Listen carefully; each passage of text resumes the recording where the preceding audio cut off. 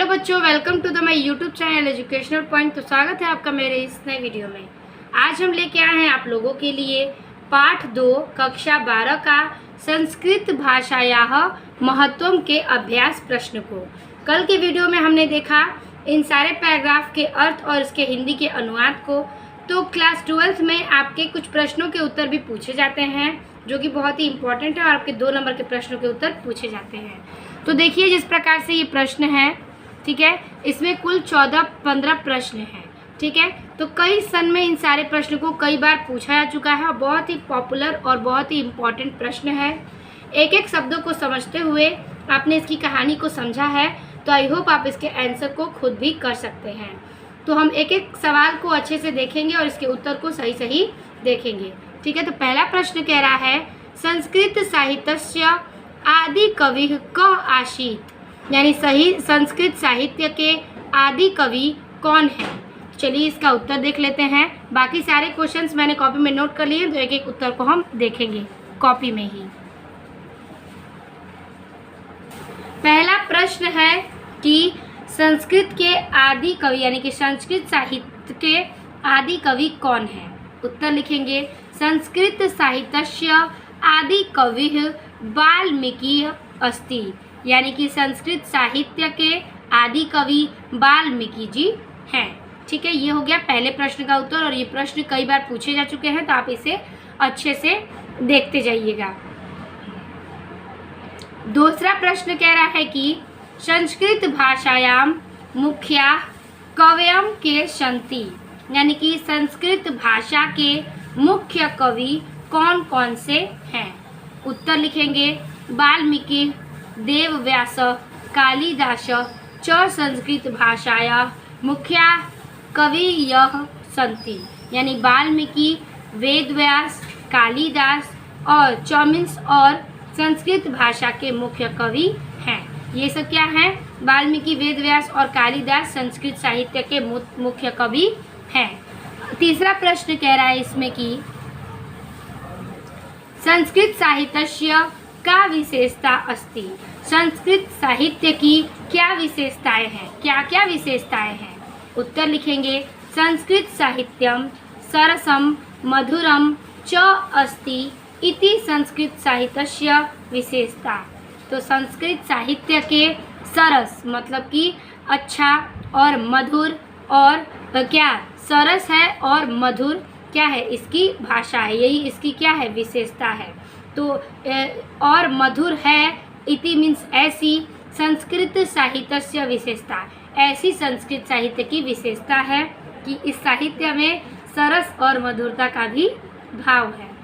अगला प्रश्न है चौथा नंबर कि का भाषा अस्माभिः मातृशम माननीया, ठीक है, कि किस भाषा को अस्माभिः यानी कि किस भाषा को मातृभाषा मानते हैं, किस भाषा को मातृभूमि की मातृभाषा मानते हैं।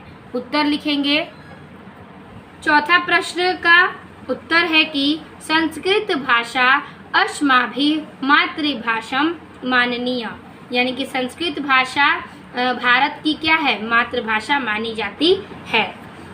पांचवा प्रश्न है कि भाषासु प्राचीनतमा श्रेष्ठा च भाषा का अस्ति, यानी कि भाषासु यानी कौन सी भाषा प्राचीन है और श्रेष्ठ भाषा मानी गई है, किस भाषा को प्राचीन और श्रेष्ठ भाषा माना गया है। तो उत्तर लिखेंगे भाषासु प्राचीनतमा श्रेष्ठ च संस्कृत भाषा अस्ति, यानी कि भाषा को प्राचीन और श्रेष्ठ संस्कृत भाषा को माना गया है, ठीक है। प्राचीन और श्रेष्ठ भाषा संस्कृत भाषा को वह संस्कृत भाषा है।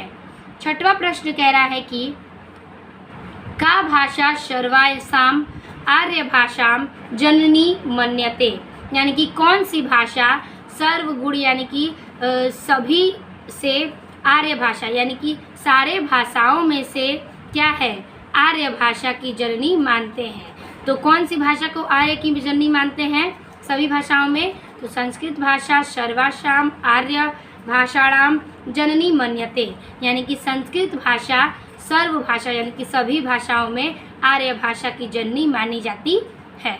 अगला हम प्रश्न देखेंगे सातवां प्रश्न है संस्कृत साहित्यस्य अनुसेन के गुणाम सराज्यन्ते, यानी कि संस्कृत साहित्य के अनुशीलन यानी कि इसका अनुसरण किन किन गुणों से क्या है सजाते हैं, कौन कौन से गुण इसमें पाए जाते हैं।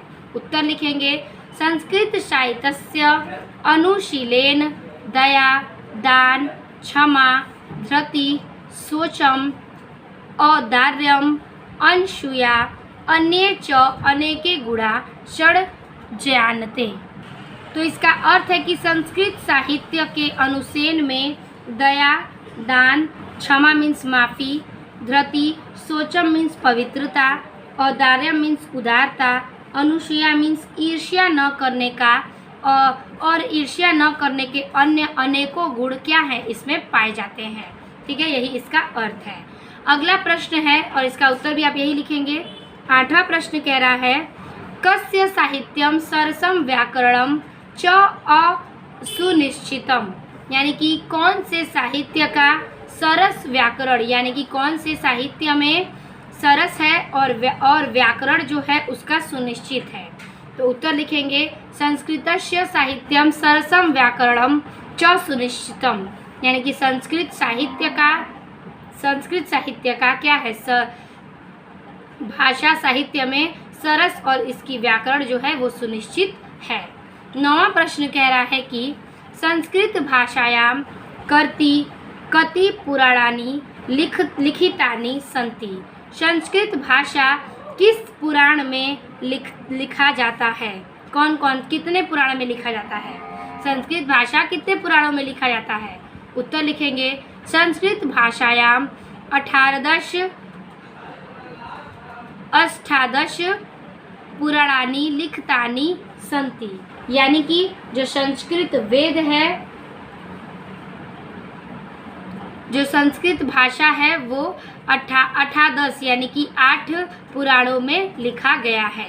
ठीक है, अगला प्रश्न है 10वां कि संस्कृत भाषा प्राचीना अथवा नवीनास्ति कथवा, यानी कि संस्कृत भाषा को किस भाषा की प्राचीन अथवा पुरानी कथन है।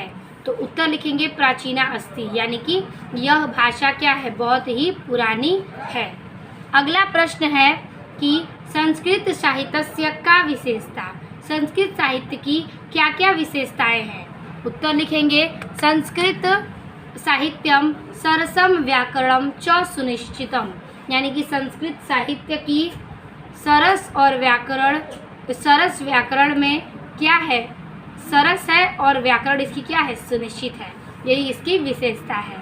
12 प्रश्न कह रहा है कि संस्कृतस्य गौरवं दृष्ट्वा दंडिना किम उक्तम, तो इसका कह रहा है कि संस्कृत के गौरव की दृष्टि से दंडी जो है डांडी वो कौन है।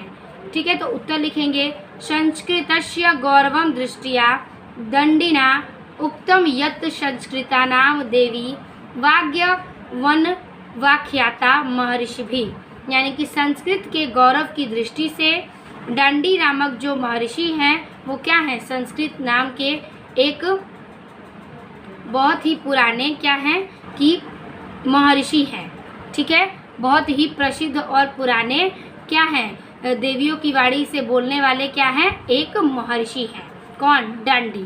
तो यही संस्कृत के गौरव की दृष्टि से डांडी जो है वो बहुत ही महर्षि क्या हैं प्रमुख और बहुत ही श्रेष्ठ महर्षि हैं। ठीक है, तो यही इसका उत्तर है। चलते हैं 13वें प्रश्न पे।